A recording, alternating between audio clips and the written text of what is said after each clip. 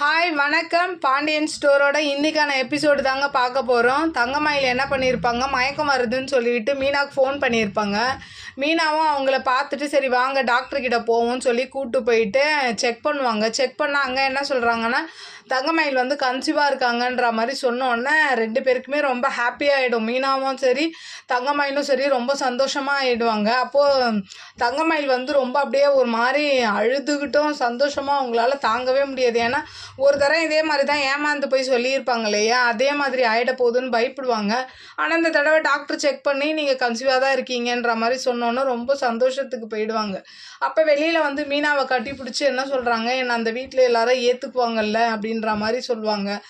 அதெல்லாம் ஒன்றும் பிரச்சனை இல்லைக்கா, ஏற்றுக்குவாங்க, மாமா என்னை ஏற்றுக்குவார்ல அப்படின்ற மாதிரி சொல்லும் போது ஏற்றுக்குவாருக்கா, அதெல்லாம் ஒரு பிரச்சனையும் இல்லை அப்படின்னு சொல்லும் போது அவங்க சொல்லுவாங்க, இனிமேல் நான் எந்த தப்பும் பண்ண மாட்டேன், இந்த குழந்தை வந்துருச்சுல, இனிமேல் என்னோடய வாழ்க்கையை நான் புதுசாக ஆரம்பிப்பேன்ற மாதிரி அந்த இடத்துல வந்து தங்கமயில் சொல்கிறாங்க.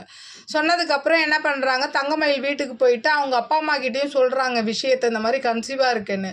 உடனே அவங்க என்ன பண்ணுறாங்க, வா வா கிளம்பு வா, நான் உன்னை இப்போயே கூப்பிட்டு போய் அங்கே விட்டு வரேன்ற மாதிரி அவங்க அம்மா சொல்லும் போது அப்போ மீனா வந்து தடுக்கிறாங்க. நீங்கள் ஏன் வந்து பிரச்சனை பண்ணுறதுலேயே இருக்கீங்க, முதல்ல இவர் மாமா கிட்டேயே அவங்க சொல்லலை, அவங்க சொன்னதுக்கப்புறம் நீங்கள் போய் முறைப்படி போய் கொண்டு போய் விடுங்க அப்படின்ற மாதிரி சொல்லும் போது அப்போது தங்கமயிலும் சொல்கிறா, ஆமாம் நான் இன்னும் மாமா கிட்டேயே சொல்லலை, நான் அவர்கிட்ட சொன்னதுக்கப்புறம் என்ன ஏதுன்னு மாமா போய் சொல்லுவார், அதுக்கப்புறமா நம்ம போய்க்கலாம், அதனால் பிரச்சனை வேணான்ற மாதிரி தங்கமயிலும் சொல்லுவாங்க. அதனால் இவங்களும் என்ன பண்ணுவாங்க, என்னமோ ஆனால் அங்கே போகாமல் மட்டும் இரு, அப்புறமா இருக்கு உனக்குன்ற மாதிரி தங்கமயில் அவங்க அம்மா ஒரு மாதிரி பேசுவாங்க. அப்புறம் இவங்களும் என்ன பண்ணுறாங்க, தங்கமயில் அவங்க அம்மாவெல்லாம் சமாதானப்படுத்தி ஸ்வீட்லாம் கொடுத்துட்றாங்க.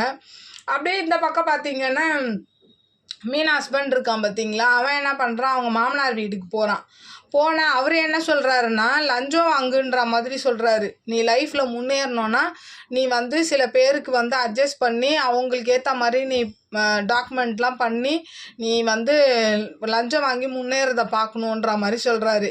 ஏன்னா நீ ஒர்க்கில் அட்ஜஸ்ட் பண்ணாதான் உன்னை விட முன்னாடி போனவங்கலாம் வந்து இன்றைக்கி வந்து என்னென்னமோ பண்ணி பெரிய ஆள் ஆகுறாங்க, நம்ம இன்னும் அந்த இடத்துலையே இருக்கக்கூடாது, நீ ஒர்க் விஷயத்தில் அட்ஜஸ்ட் பண்ணி கொஞ்சம் அவங்களுக்கு ஃபேவராக பண்ணி கொடுத்தா தான் நம்ம முன்னேற முடியுன்ற மாதிரி சொல்கிறாரு. அதுக்கு வந்து இவன் வந்து ஒத்துக்க மாட்றான்.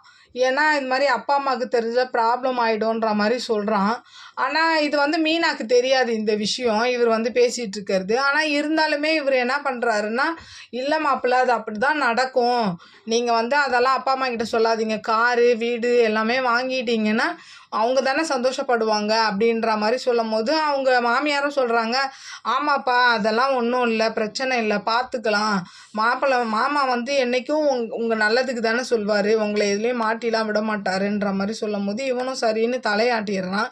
பார்க்கலாம், இந்த எபிசோடு நாளைக்கு என்ன போகுதுன்னு பார்த்துட்டு நான் உங்களுக்கு ரிவ்யூ கொடுக்குறேன். இதே மாதிரி உங்களோட கருத்துக்களை என்னோட கமெண்ட் பாக்ஸில் வந்து சொல்லுங்கள். என்னோட சேனல் பிடிச்சிருந்தா லைக் பண்ணுங்கள், ஷேர் பண்ணுங்கள், கமெண்ட் பண்ணுங்கள். என்னோட சேனலை சப்ஸ்கிரைப் பண்ணி சப்போர்ட் பண்ணுங்கள். நன்றி, வணக்கம், பாய்.